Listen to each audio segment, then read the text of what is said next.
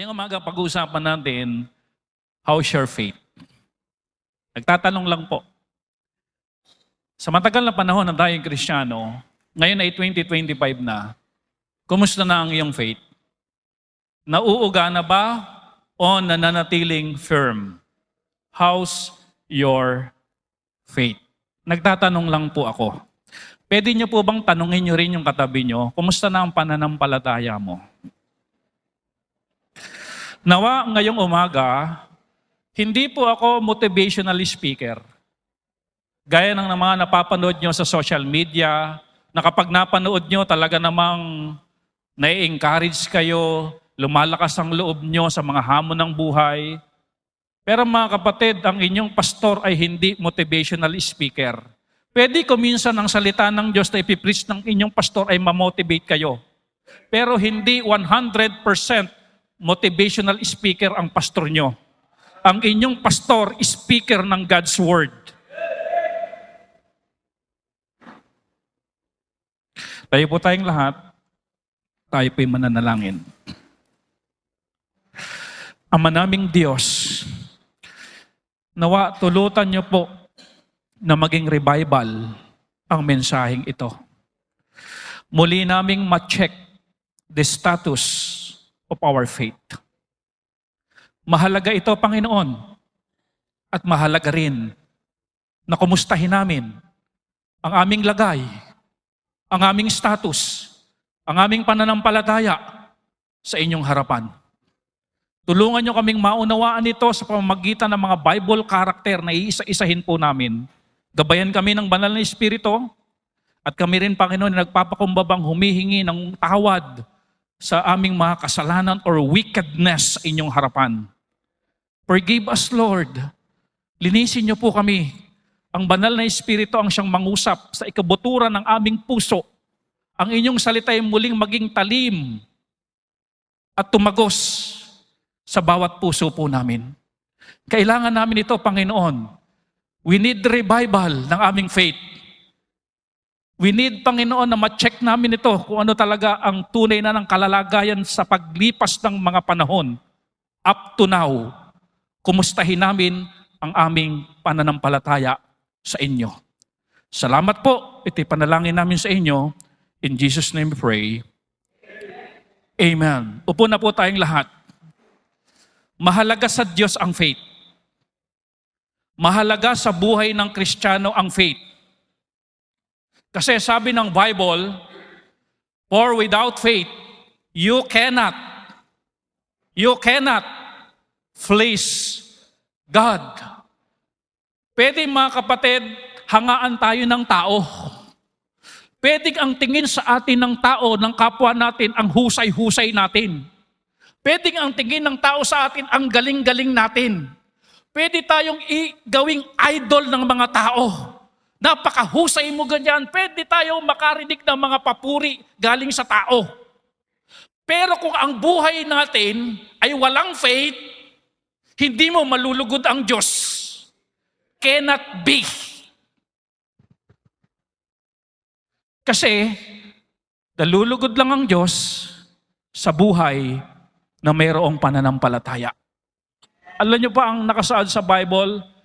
The just live by faith. Ang matuwid, nabubuhay sa pananampalataya. No po, we can impress people around us. Kaya yan, madali yan eh. Di po ba? Lagyan mo lang ng gel yung bukong pag ganun-ganun eh. May mai-impress sa'yo eh. Di po ba? Magbigote ka lang na nakaganon eh. May mai-impress sa'yo eh. Dagdagan mo lang yung pilik mata mo ng mga 3 inches. May mai-impress sa'yo.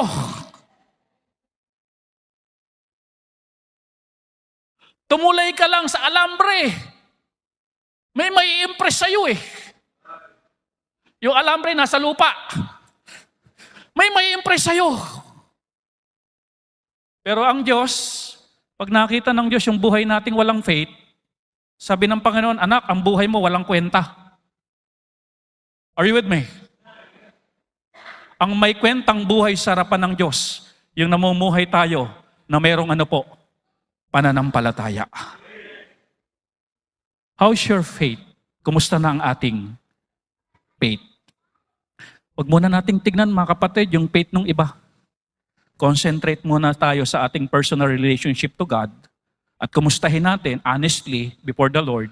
Lord, ma-enlighten ako ngayon, maging klaro ngayon kung anong status ng aking faith in the light of the Scripture. Are you ready? Pag-uusapan natin mga kapatid, yung mga faith ng Bible character. Number 1, the faith of Abraham. Ito kasi yung faith na talagang nalugod ang Diyos. At ngayon titignan natin, yung faith ko ba ay katulad ng faith na mayroon si Abraham. Dahil yung faith na yon, doon nalugod ang Diyos. Mga kapatid, listen carefully. Hindi tayo binubuhay ng Diyos na ang goal ng buhay natin it is to please people. Ang goal, the very purpose of our life, the very goal of our life is to please God na nagligtas sa atin mula sa impyerno. Yan ang ating purpose. Ating pamumuhay ay laging makapagbigay ng kaluguran sa Diyos. Yan po yung purpose. Hindi para lugurin ang mga taong nakapaligid sa atin. Ngayon po, the faith of Abraham. Anong klase bang faith meron si Abraham? Ating salaminin kung anong faith mayroon si Abraham. Ito pong faith meron si Abraham. The faith of Abraham enabled him to surrender the most important thing in his life. O, tanungin ko kayo.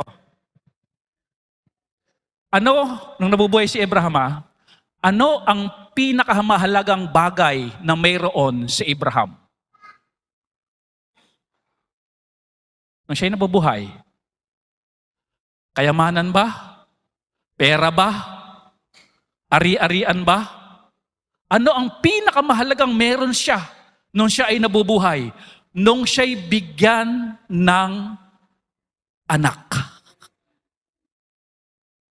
Tagal-tagal minimithi ni Abraham yun. Naghintay siya ng 25 years bago makamtan yun.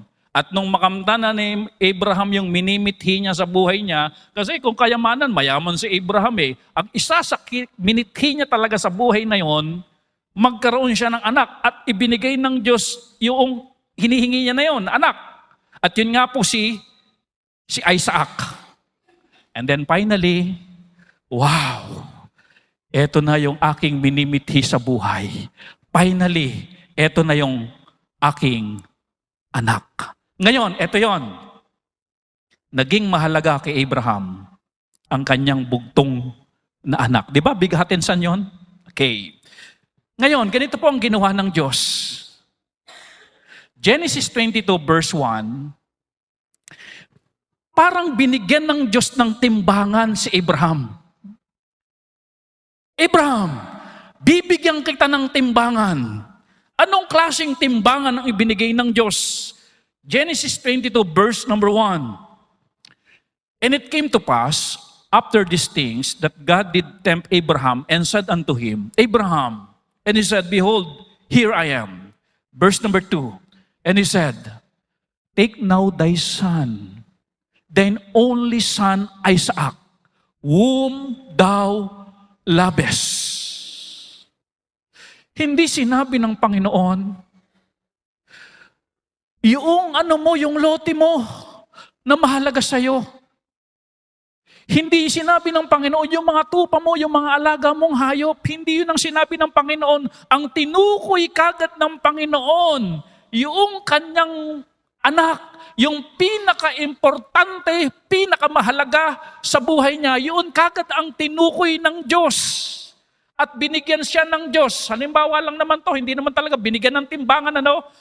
Halimbawa lang po na ito na siya'y binigyan ngayon ng timbangan ng Diyos. Ano ang mas matimbang? Yung mahalaga sa'yo o yung utos ko? Mahirap manimbang na, ano? Yung utos ko o yung mahalaga sa'yo? Ganito gagawin mo, Abraham. I-o-offer mo, susunugin mo yung anak mo.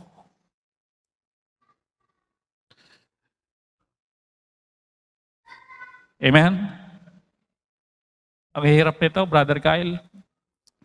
If ever na kami ay biyayaan ng Diyos ng anak na lalaki, si Procoro, ay mahirap ng manimbang. Di ba? Halimbawa, may sakit si Procoro linggong-linggo. Sinugod sa Galvez. Huwag naman mangyari ha.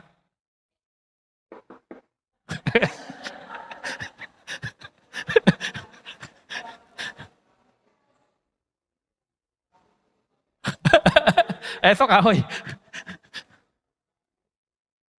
Linggon-linggo, halimbawa si Procoro. Tapos ako preacher. Mahirap ano?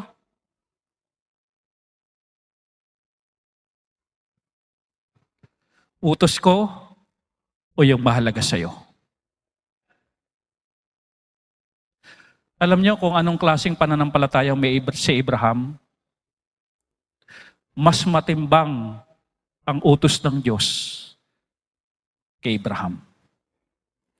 Ganong faith mayroon si Abraham. Ano mahalaga sa'yo? Negosyo? Utos ng Diyos. Ano mahalaga sa'yo? Trabaho? Utos ng Diyos. Alam niyo ba mga kapatid, araw-araw binibigyan tayo ng timbangan ng Diyos. Ito sabi ng Bible, Hebrews chapter 11 verse 17. Itong klaseng faith meron sa Abraham. Sabi ng Hebrews 11:17, by faith, Abraham, when he was tried, nung siya'y binigyan ng timbangan, offered up Isaac. Mas matimbang kay Abraham ang pagsunod sa Diyos. Inoffer niya si Isaac. And he that received the promises offered up his only begotten son. Ngayon, tanong ngayong umaga, kapatid, how's your faith? Kaya pa ba ng faith mo ngayon na isurrender sa Diyos ang pinakamahalaga sa buhay mo para lamang siya masunod? Tanungin mo ang katabi mo, kaya mo pa ba? Okay, tanungin niyo po.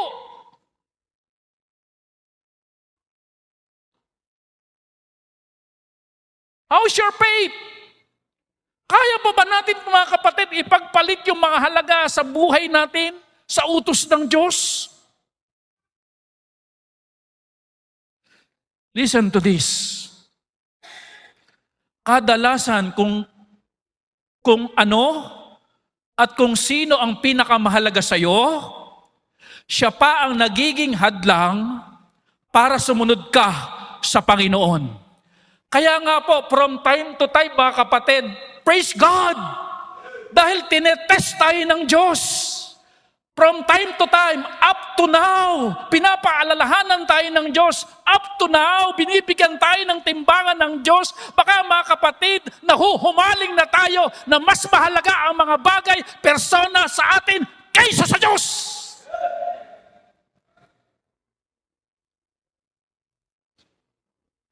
Kasi ganito baka paglakad ng panahon, nasasanay na tayo na mahalagang mahalaga ito. Nasasanay tayo na mahalagang mahalaga ito. Nasasanay tayong mahalagang mahalaga ito. Nasasanay tayong mahalagang mahalaga ito. Tapos yung utos ng Diyos, hindi na mahalaga sa'yo.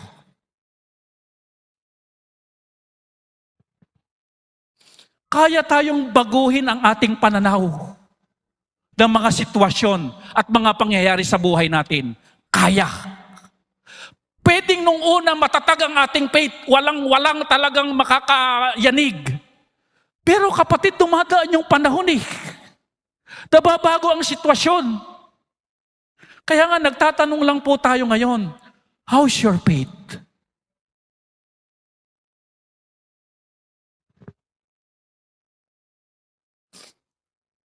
Kaya pa ba na manimbang sa pagsunod sa Diyos.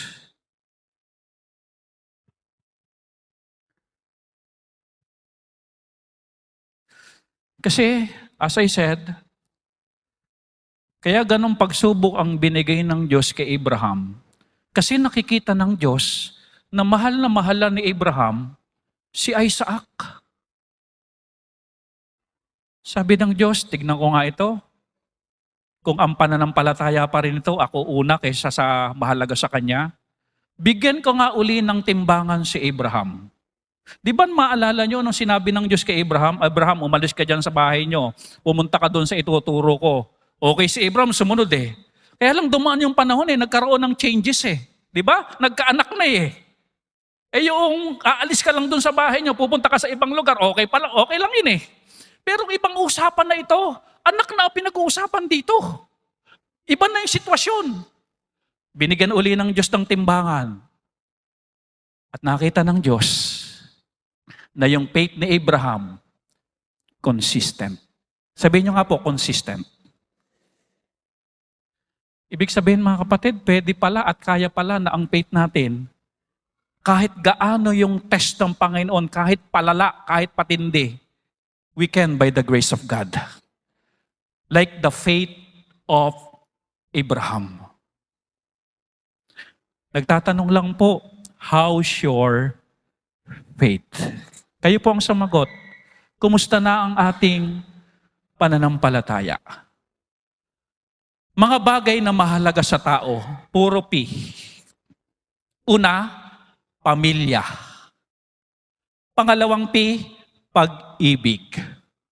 Nako, maraming sumusuway, maraming nagre-rebelde, masunod lang ang nararamdaman ng kanyang puso dahil mahalaga sa kanya ang pag-ibig. Pangatlo, pera. Pang-apat, posisyon. Mga bagay na mahalaga sa tao. Pero pag binigyan ba tayo ng timbangan, pamilya, o pagsunod sa Diyos, paano natin tinitimbang? Church, how's your faith?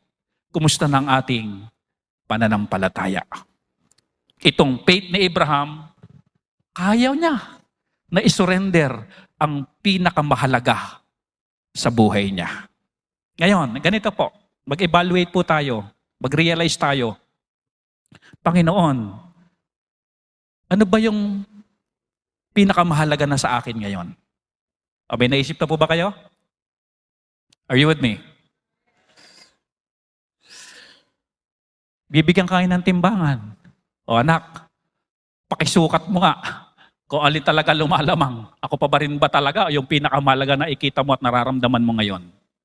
Church, for without faith, you cannot please God. Ganitong klaseng pananampalataya na lulugod ang Diyos. Na kayang isurrender ang pinakamahalaga na tinatangkilik natin sa buhay na ito.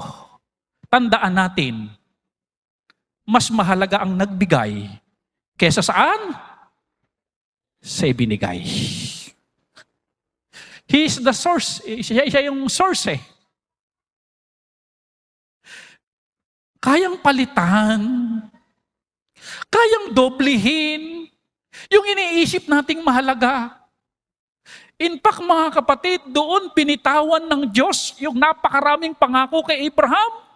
Naalala niyo yan?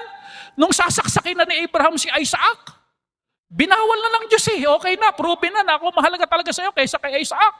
At doon binitawan pa kapatid yung mga pangako ng Diyos kay Abraham. Dadami lahi mo, pagpapalain ka. Ibig sabihin mga kapatid, yung iniisip mong mahalaga sa iyo ngayon, alam mo ba kapatid na kaya pang doblehin ng Diyos yan? Gusto mo triple pa eh. Gusto mo quartet. Triple, ano ba susunod? Quartet? Quintet? Triplet? Eh bakit ba?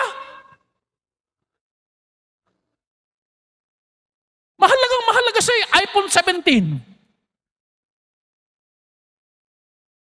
Eh kayang gawin ng Diyos na iPhone 39 yan eh.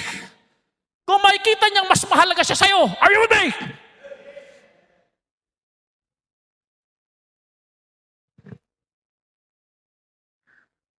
Ang sabi ng Diyos, alam mo Abraham, hindi lang yan magiging anak mo. Yung mahalaga sa yung iisa. Pero pinakita mo, mas mahalaga ako sa iyo, iisa lang yan. Gagawin kong sindami ng buhangin, between sa langit, ang dami ng magiging anak mo. Pagpapalain ka. Ayaw mo ba yon? Yung faith ni Abraham? Akala mo lugi ka?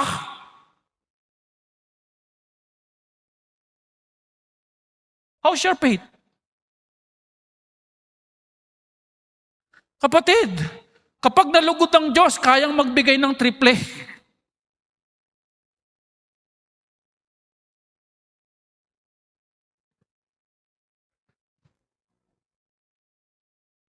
Kaya papasalamat sa Panginoon, meron tayong kapatid dito, willing siya ipagamit yung kotse. Kapag may bisita tayong pastor dito, kapatid, baka pwede niyong hatid niyo kami doon sa kakainan. Hatid sundo kami. Amen? O kung minsan si Kuya Will, papahatid ako sa may sniper niya. Merong sa top box. Mahirap gumanon eh. Kung minsan, nagaganong ko yung sniper ni Kuya Will, nagagasgasan eh. Pero okay lang yun. Amen? Kasi alam ko, bukod kay Joy, mahalaga kay Kuya Will yung sniper niya eh.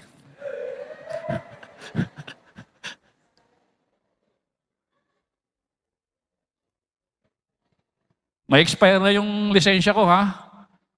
Baka naman may humabol.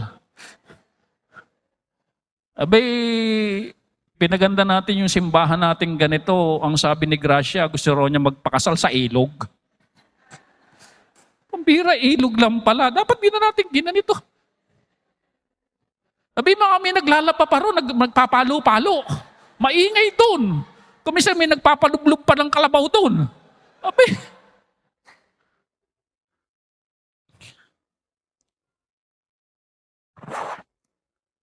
kapatid, listen to this. For without faith, you cannot please God. How's your faith? Yung faith pa natin talagang hindi matitinag. Walang pinakamahalaga. Bagamat may mahalaga ako sa buhay na ito, pero on top pa rin ng Panginoon. Pag ganyang faith mayroon tayo mga kapatid, kayang doblehin ng Diyos ang pagpapalang ibibigay ng Diyos sa'yo. Like Abraham. Kaya nga po, kinukumusta natin yung faith natin. Kaya nga ang panalangin natin, maging revival itong preaching na ito. Maunawaan natin yung gusto ng Diyos sa buhay natin. Maunawaan natin kung saang bagay nalulugod ang Diyos sa buhay natin. Kumusta ang faith natin? Katulad pa ba yan ng faith ni Abraham? Amen? Sa totoo lang mga kapatid, sa tingin, kung iisipin lang natin, parang lugi naman ako Panginoon. Kaisa-isang anak, matanda na si Sarah, hindi na kami magkakaanak. Ba't i-offer ko pa ito? Parang lugi, Uy, sayang naman yung bonus ngayong linggo, pinapapasok ako ni boss. Abay, parang sayang Are you with me? Uy, ngayon ang lakad ng mga kaibigan ko, sayang naman, first time ko lang makakarating sa lugar na yon. Parang sayang nga. Pero alam niyo mga kapatid, kapag may faith tayo katulad ng Abraham, mahalaga sa atin ang utos ng Diyos, malulugod ang Diyos at magbibiyaya ang Diyos. Walang lugi. Kapag ganun ang faith, walang lugi.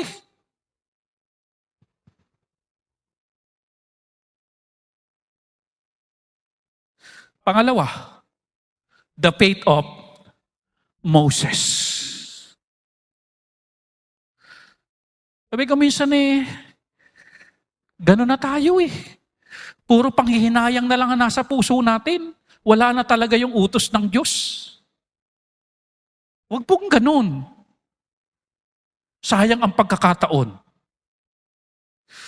Alam mo kapatid, ang Diyos natin may hawak ng resources. Kaya pag nalulugod siya, nagbo-blow out ang Panginoon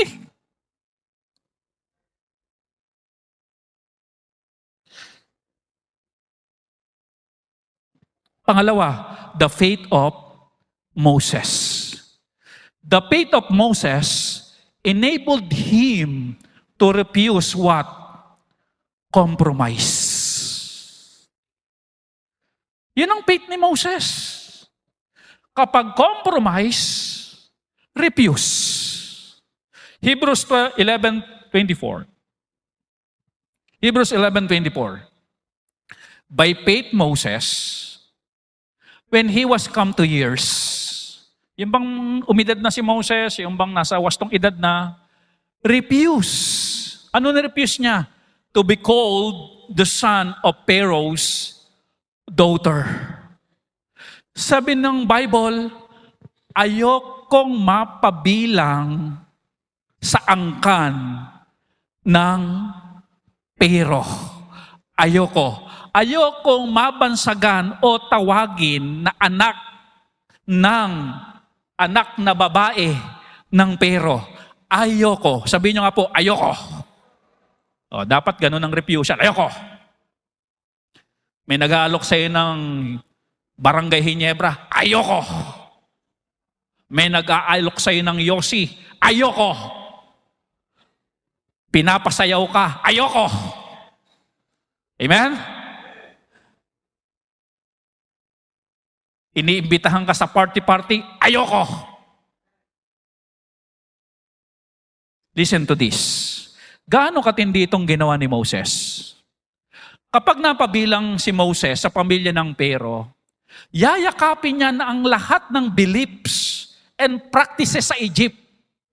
Alam niyo po ba na ang isa sa belief o paniniwala ng Egypt, naniniwala sila sa tinatawag na polytheism. Polytheism. Pag sinabing polytheism, marami silang mga Diyos-Diyosan at mga diyosa. Ganun po. At naniniwala din ang Egypt sa tinatawag na afterlife. Sabihin nyo nga po, afterlife. Pastor, ano po yung afterlife?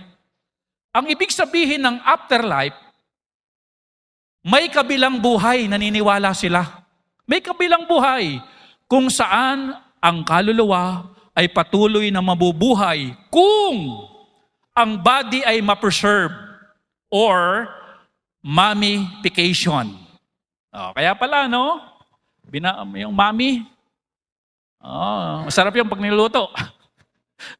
Binabalutan ng puting tela, tapos inilalagay dun sa pyramid, kasi yun ang belief nila eh. Kapag na-preserve yung body, tsaka magkakaroon ng ikalawang buhay. Ngayon, ina-adapt si Moses. Hinihikayat. Abay, hindi pwedeng hindi niya i-adapt yun. Kasi yun ang faith and practices. Kaya ang sinabi ni Moses, he refused. He refused. Church, balik tayo sa tanong. Kumusta ang ating faith? Kaya pa bang mag-refuse ng compromise? Kaya pa ba nating manindigan as a Christian? Kaya pa ba nating mag-refuse sa inaalok ng mundo na short? Nangungumusta lang po. Kumusta po pag umuwi na tayo? Kaya pa ba nating mag-refuse sa mga damit na maiigsi?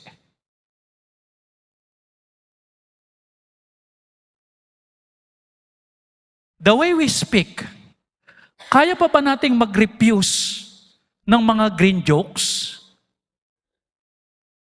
Double meaning? At saka yung mga malalaswang mga salita? Kaya pa ba nating mag-refuse? O kaya naman yung bad words? Kaya pa ba nating mag-refuse? Ganyan pa ba yung faith natin? Kaya pa bang mag-refuse? The way we post in social media, kaya pa ba nating mag-refuse ng mga worldly things sa post sa social media? Kaya pa ba ng faith nating mag-refuse ng compromise? Like Moses?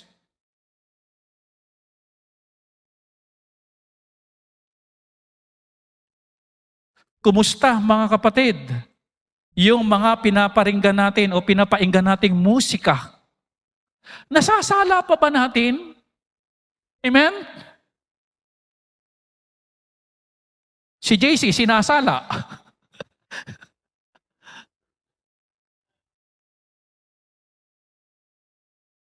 Kumusta? Kumusta ba yung faith ko? Nakakapag-refuse pa ba ako ng mga compromise?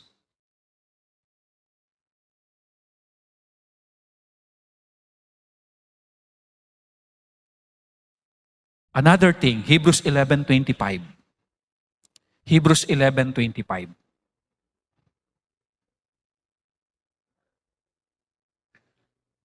Choosing rather to suffer affliction with the people of God than to enjoy the pleasure of sin for a season.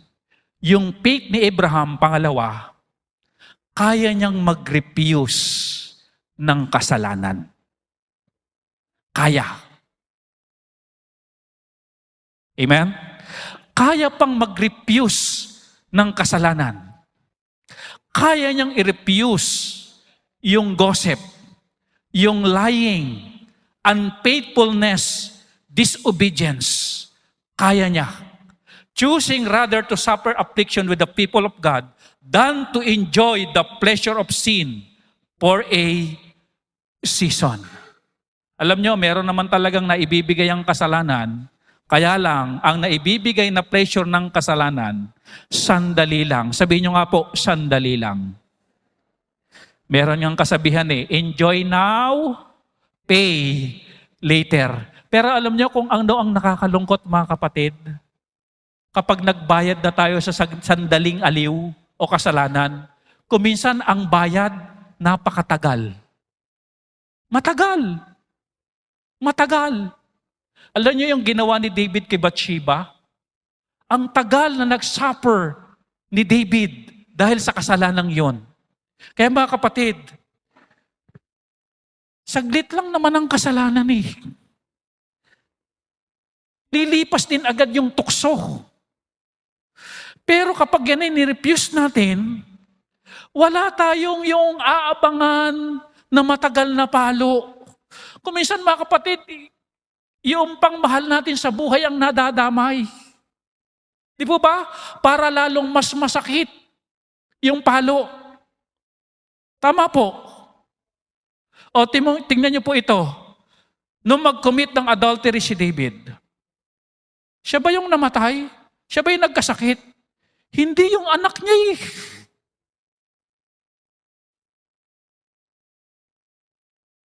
Kaya nga po, maging revival ang mensaheng ito.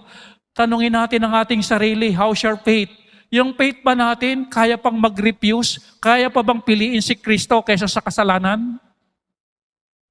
O tayo ay madaling-madali nang mahikayat ng mga kasalanan? How's your faith? Madaling-madali nang magsinungaling, madaling-madali nang magtago, madaling i-cover up yung mga maling ginagawa. Yung nakita mo na, idinideny pa. Ay, wala po kami, friend lang po kami.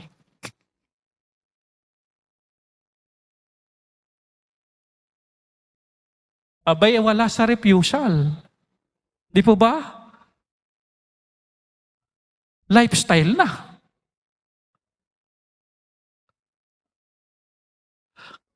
Yung bang unfaithful na sa tithes and offering, kayang-kaya nang gawin yon.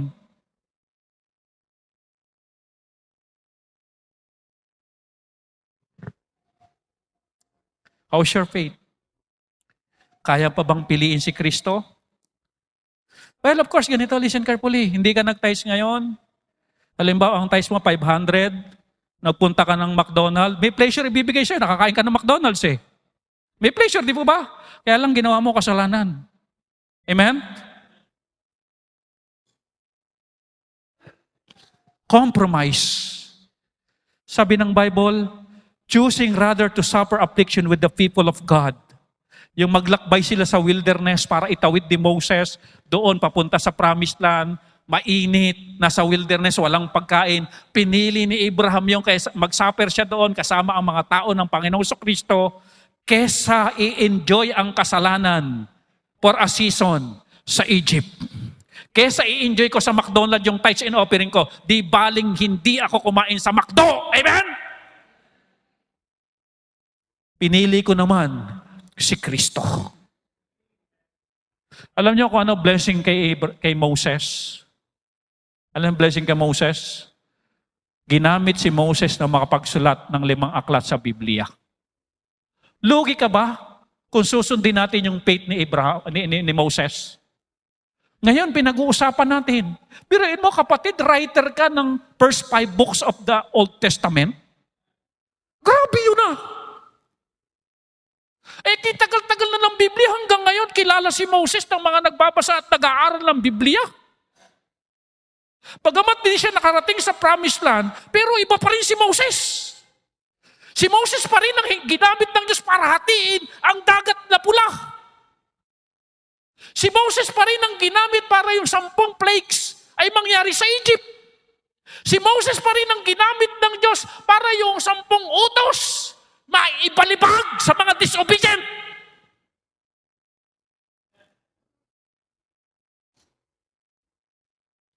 Nalugod ng Diyos because of His faith.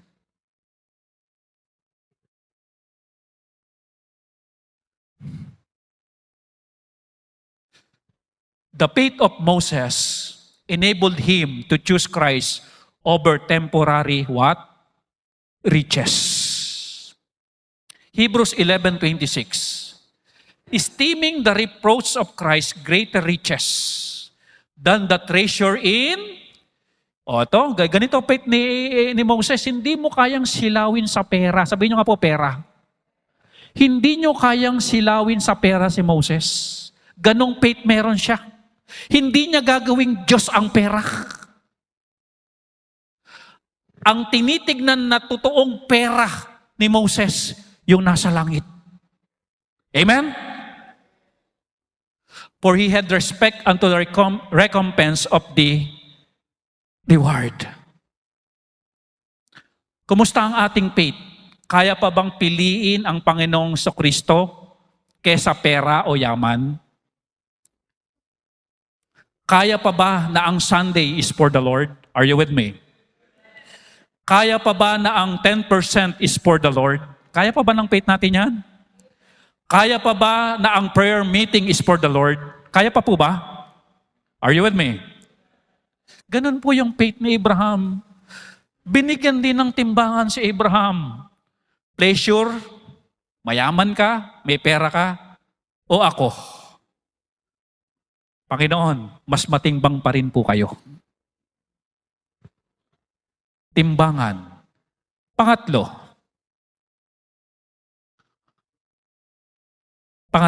the faith of Abel. What kind of faith meron si Abel?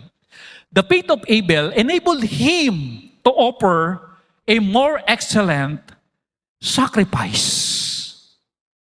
Hebrews 11:4. By faith, Abel offered unto God a more excellent sacrifice than Cain. Maliwanag po yan, ano? Sabi ng Bible, si Abel ay nag-offer sa Panginoon ng more excellent, the best sacrifice than Cain, kaysa kay Cain. Ngayon, balik tayo sa tanong, kumusta ang ating faith? Kaya pa bang mag-offer ng best? Kaya pa ba? Kaya pa po ba? Dati, kayang mag-offer ng 30K sa first fruit. Ngayon, 15K na lang. How's your faith? Hello? Wala nang sumasagot Hello?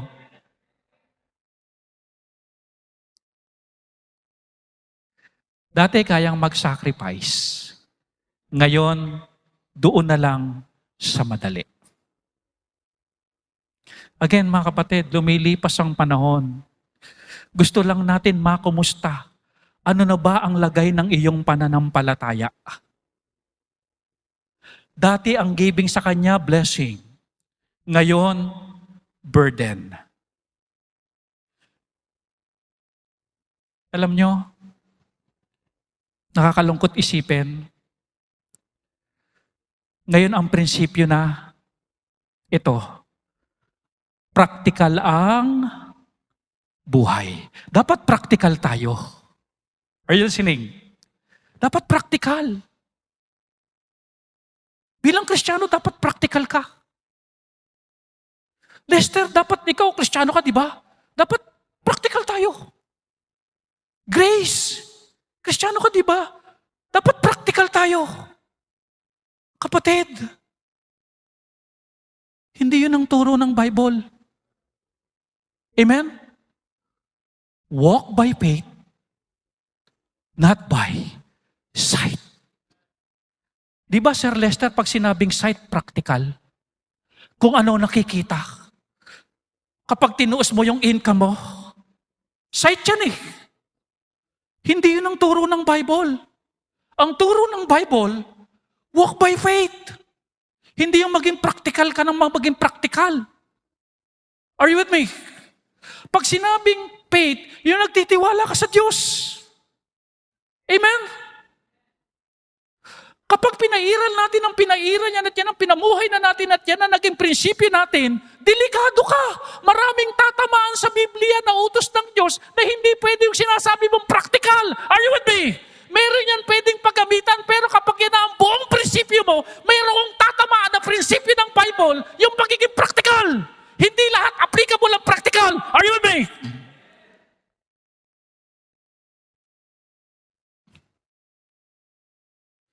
We live by faith, not by sight.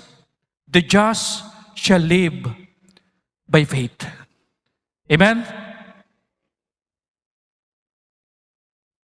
Minsan doon nga sinusukot ng Diyos eh. Ganun ang binibigay na timbangan ng Diyos. Yung naging mahalaga na sa atin yung practical, bibigyan tayo ng timbangan ng Diyos, practicality or faith. Kuminsan may ganyang pagsubok sa atin ng Diyos. But we need to choose, walk by faith, not by sight. Are you with me?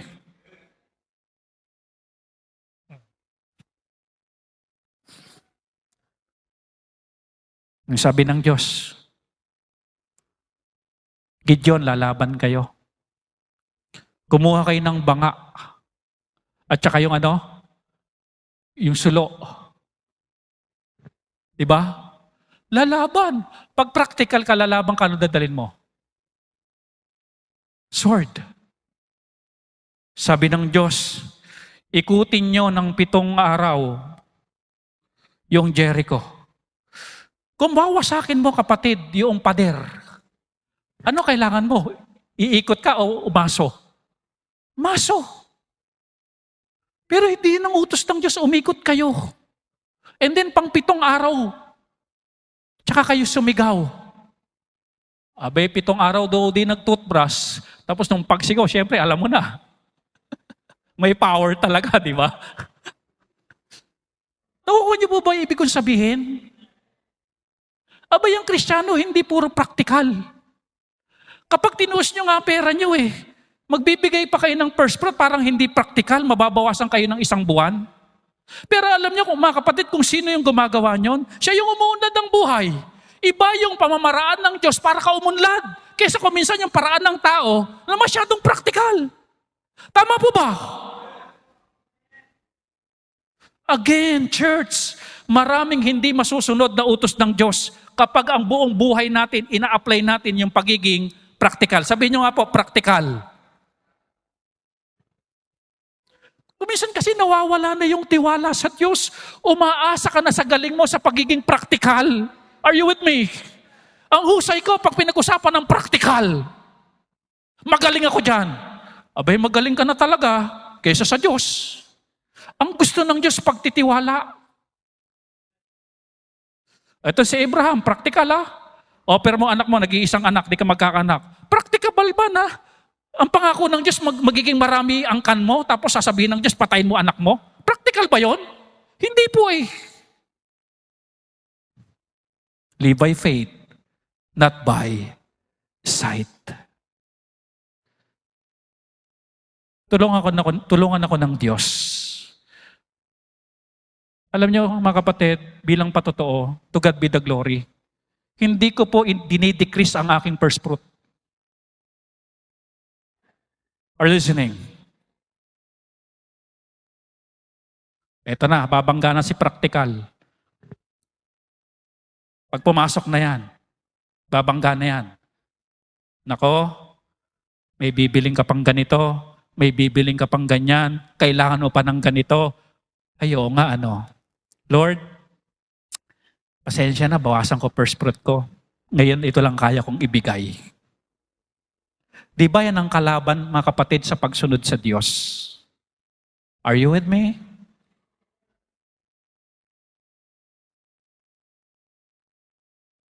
How's your faith? Si Abel, kaya niyang mag-offer ng more excellent sacrifice. Kaya niya. We believe na, Lord, ang kailangan offering namin po sa inyo, best. Ganon din ang faith ni Abel. Kaya nga niya ginawa ito more excellent sacrifice. Napatunayan naman na po natin ng Panginoon, di po ba? Nalugi po ba tayo ng more excellent sacrifice ang ibinibigay natin?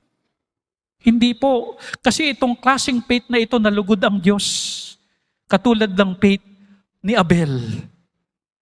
Kaya kung tuwing tayo dadako sa pag-o-offer sa Panginoon, Lord, help me Lord, na makapag-offer ng more excellent sacrifice. Hindi yung kung ano madukot, ganun. Walang hindi pinaghahandaan. Sabi ng Panginoon, ano bang klaseng pananampalataya meron ito when we talk about offering? Bakit ba ganito yung anak ko na ito? Ako'y nalulugod sa nag-o-offer ng more excellent sacrifice.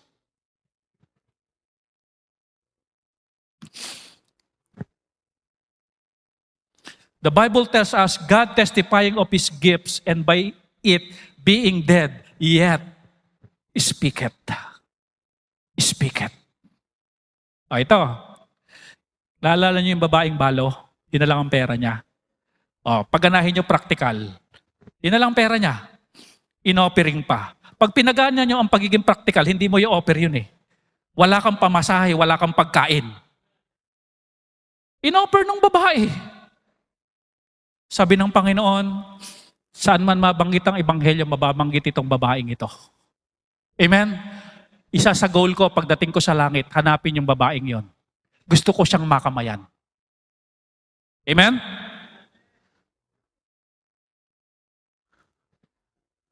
Lalo na, mga kapatid, sa giving, pag pinairal natin yung mga practical na yan, hahadlangan talaga yung best offering natin sa Panginoon.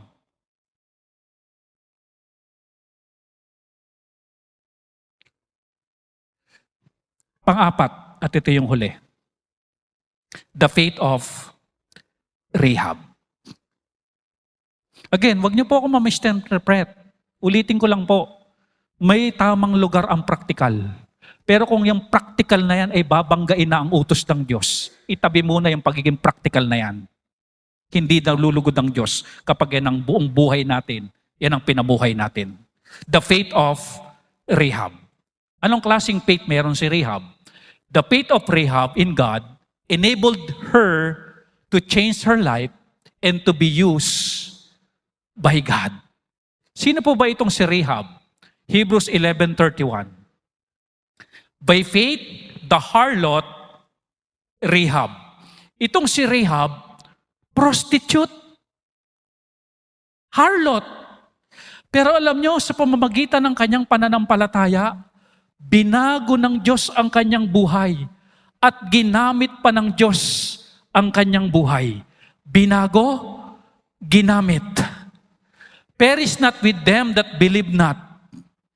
Naniwala siya sa Diyos. In-accommodate niya yung dalawang spy. Namatay lahat ng hindi naniniwala sa Diyos, pero siya hindi namatay kasama ang kanyang pamilya. When she had received the spies with peace. Nabalitaan kasi nila na bumuka yung dagat, dumaan yung mga Israelita, Nabalitaan ni Rahab yon. Kaya nung may dumating na spy doon sa lugar nila, na mga Israelita ito, in-accommodate ni Rahab. Itinago doon sa rooftop. Nung hinahanap na, hindi niya inilitaw. Kasi naniniwala siya sa Diyos ng mga taong ito, ng mga Hudyo. At sa pamamagitan noon, iniligtas ng Diyos siya at ang kanyang pamilya. At hindi lang siya iniligtas dahil sa kanyang pananampalataya. Ginamit pa ng Diyos itong harlot na ito bilang kasangkapan ng Diyos na maging linya, manggaling sa Kanya, ang linya ng Panginoong Jesucristo. Amen? Matthew 1 verse number 5. And Salmon begat Boaz of Rechab. Yung Rechab dyan, si Rahab po yan. And Boaz begat Obed of Ruth, and Obed begat Jesse. Listen to this. Itong pananampalatayang ito na meron tayo ngayon. Tinanggap natin ang Panginoong Jesucristo na dating ang mga buhay natin ay pawasak, magulo, yung pamilya wasak. Dahil sa pananampalataya natin sa Panginoong Jesucristo bilang Panginoong tagapagligtas, tinanggap natin siya. Binago tayo ng Diyos. At praise God, ginagamit pa tayo ng Diyos ngayon para sa Kanyang kaluwalhatian. Amen? Amen? Kaya mga kapatid, kung papaanong yung isang harlot binago ng Diyos, ginamit ng Diyos. Praise God. Eto tayo ngayon, binago ng Diyos at gagamitin ng Diyos. Be willing, mga kapatid, na patuloy tayong magpagamit sa Diyos.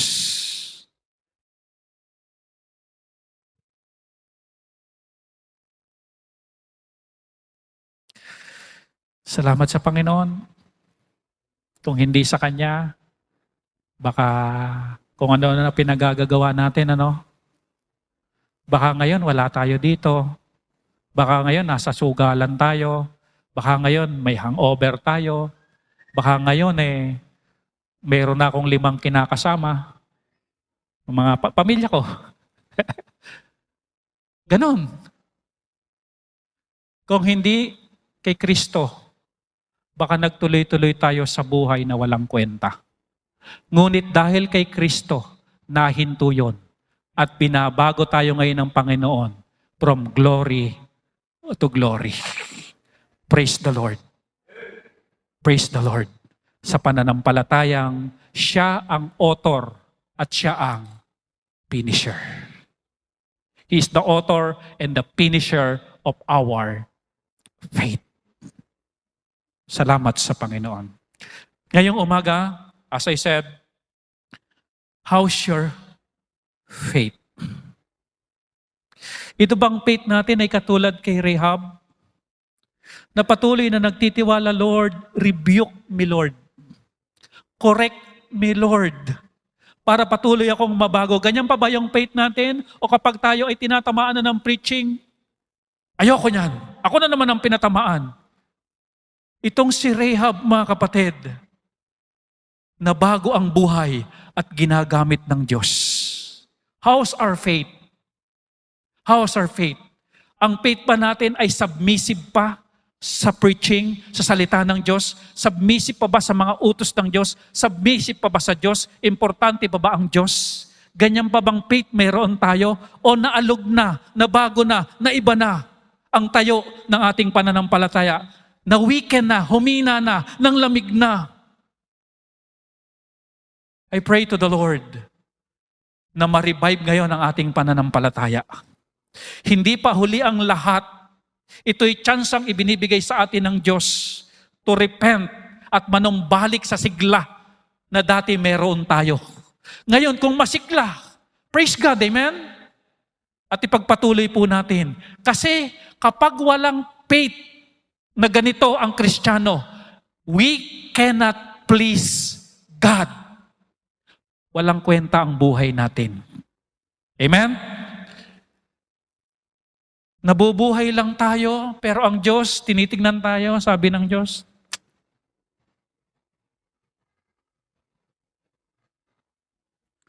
bigyan ko nga uli ng pagkakataon nito. Ayaw pa rin. Pagkakataon uli, ayaw pa rin.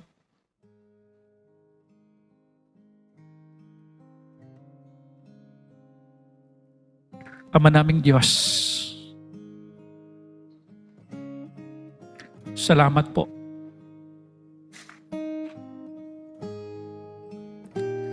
Sa faith ni Abraham, sa faith ni Moses, ni Abel, at ni Rahab. Salamat, Panginoon, sa pangungumusta mo ngayong umaga sa faith namin. We're not perfect, Lord. Pero salamat po. Pinapaalalahanan nyo kami. Minamahal nyo kami. Gusto nyo, Panginoon, mabago kami. Patuloy na mabago at patuloy na tumatag ang aming pananampalataya. Kapatid, hindi natin alam, baka ito na yung huling call ng Panginoon. Yung panawagan ng Diyos para tayo ma-revive. I don't know. Pero alam ng Diyos yung ginagawa niya.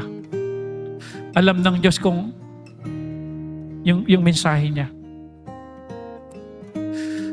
Kung kinausap ka ng Panginoon at hinayaan mo ang Holy Spirit kumausap sa iyo, kausapin mo rin ang ating Panginoon.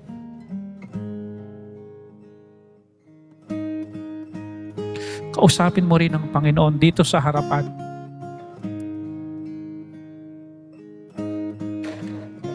How's your faith? Kaya pa ba ng faith mo mag-offer ng more excellent sacrifice? O tinamaan na yung puso't isipan mo ng pagiging praktikal? Deserve ng Panginoon ang more excellent sacrifice from time to time. Tayo nga bilang tao, ang prayer natin laging best. Gusto natin ng ganito, ganyan. Nagbibigay ang Diyos. Pero kapag siya ba ay i-opera na natin, kumusta? Deserve ng Panginoon ng more excellent sacrifice. Hindi lugi na sumunod sa Panginoon. Kayang mag-multiply ng Diyos ng mga pagpapala kaysa sa iniisip mong napakahalaga sa iyo. Kayang doblehin ng Diyos yung mahalaga ngayon sa iyo kung uunahin mo siya. Ama naming Diyos, ina po ang mensahe. I-bless niyo po ang aming panalangin sa pangalan ng Panginoong Hesus. Amen.